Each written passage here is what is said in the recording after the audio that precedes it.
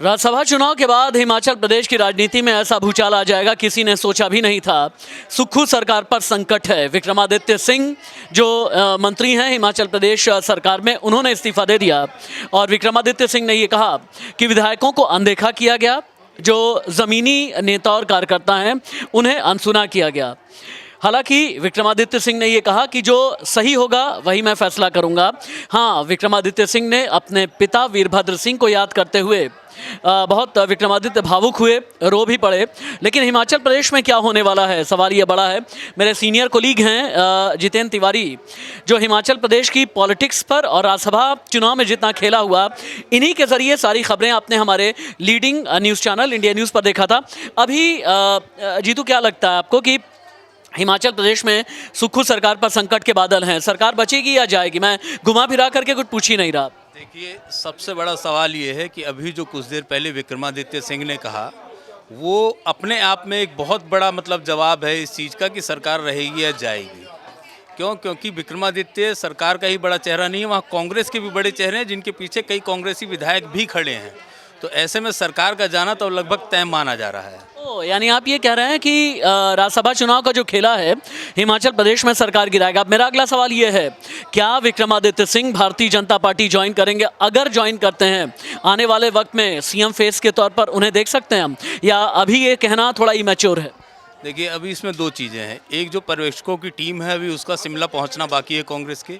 जो अपने सोर्सेज बता रहे हैं वो ये बता रहे हैं कि इस क्राइसिस को टालने के लिए कांग्रेस जो है वो प्रतिभा को या जो मुकेश अग्निहोत्री हैं, इन दोनों में से किसी एक को सीएम बनाने का प्रस्ताव रख सकती है और सुक्खू को हटा सकती है। तो अगर प्रतिभा को सीएम बनाने का प्रस्ताव रखा जाता है तो फिर हो सकता है कि जो विक्रमादित्य का असंतोष है या जो साथी विधायकों का असंतोष है वो कुछ हद तक सिमट जाए और वो लोग इस पर आगे बढ़ें, और फिर हो सकता है सरकार ना बदले, इसी पे ही कंटिन्यू रहे। लेकिन अगर ऐसा नहीं हुआ तो 100% सरकार गिरेगी और आगे जो हो सकता है भविष्य में, क्योंकि कई जगह हमने देखा इस तरीके से। हमने मध्य प्रदेश में देखा था, ज्योतिरादित्य सिंह ने पाला बदला तो कई विधायक गए और फिर सरकार बीजेपी की बन गई। तो ऐसा खेल यहाँ पर भी हो सकता है। इसका मतलब ये है, जीतू हमें ये बता रहे हैं कि एक इमोशनल दांव, आखिरी बाजी उसे कह सकते हैं हम, एक इमोशनल दांव फिर से कांग्रेस खेलने की कोशिश करेगी। हो सकता है सुखविंदर सुक्खू को हटा करके फिर उसके बाद प्रतिभा सिंह को मुख्यमंत्री बनाने की पेशकश की जाए। अभी प्रदीप, जीतू अभी ये कह रहे हैं कि कांग्रेस सरकार डैमेज कंट्रोल के मूड में है, कांग्रेस आलाकमान डैमेज कंट्रोल के मूड में हिमाचल प्रदेश में। ये भी हो सकता है कि प्रतिभा सिंह के नाम का दांव खेला जाए ताकि विक्रमादित्य सिंह को मना लें और इमोशनल एक दांव खेल लें। अगर प्रतिभा सिंह यानी विक्रमादित्य की जो मां है, स्वर्गीय वीरभद्र सिंह की पत्नी, अगर कांग्रेस उन्हें सीएम बनाती है तो क्या आपको लगता है कि विक्रमादित्य जो इतने नाराज हैं, मंत्री पद छोड़ दिया, मान जाएंगे? ओबियसली मान जाएगा सर, क्योंकि कांग्रेस सीएम सीट तो सर कोई भी नहीं छोड़ना चाहेगा। ये सरकार बनने से पहले उस दौरान भी इन माँ और बेटे का जो ये अनबन है देखने को मिला था। और ये जितने कांग्रेस के जो भी बीजेपी का समर्थन किए हैं ये इन्हीं के हैं। ये प्रतिभा यानी विक्रमादित्य और प्रतिभा पिछले लगभग 1-1.25 साल में ये लोग खेला कर ही रहे थे। ये कामयाब हो गए, ये कामयाब हो गया। और देखिए सर, अभी इस्तीफा दे दिया है, नेक्स्ट स्टेप उनका 1-2 दिन में आपको क्लियर हो जाएगा।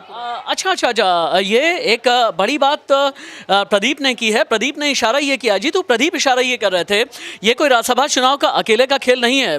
प्रतिभा और विक्रमादित्य जो नाराज चल रहे थे, चूंकि वीरभद्र सिंह के चेहरे के साथ में आपने पिछला इलेक्शन लड़ा, तो क्या साल-सवा साल में इन्होंने अंदर ही अंदर बहुत हद तक डेंट करने की पहले से ही कोशिश की थी?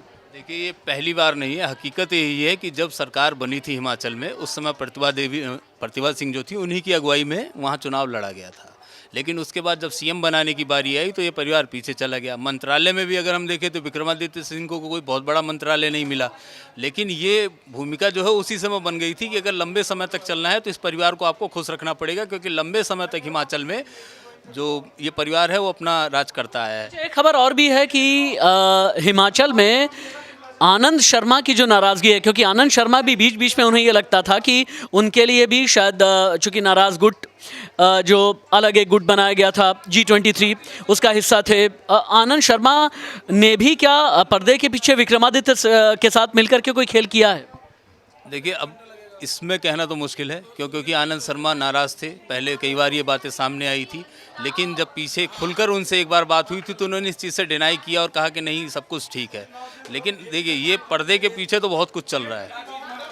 अगर ये जो विधायक कल टूटकर पंचकूला पहुंच गए, इसके पीछे ये भी हो सकता है कि विक्रमादित्य का हाथ रहा हो।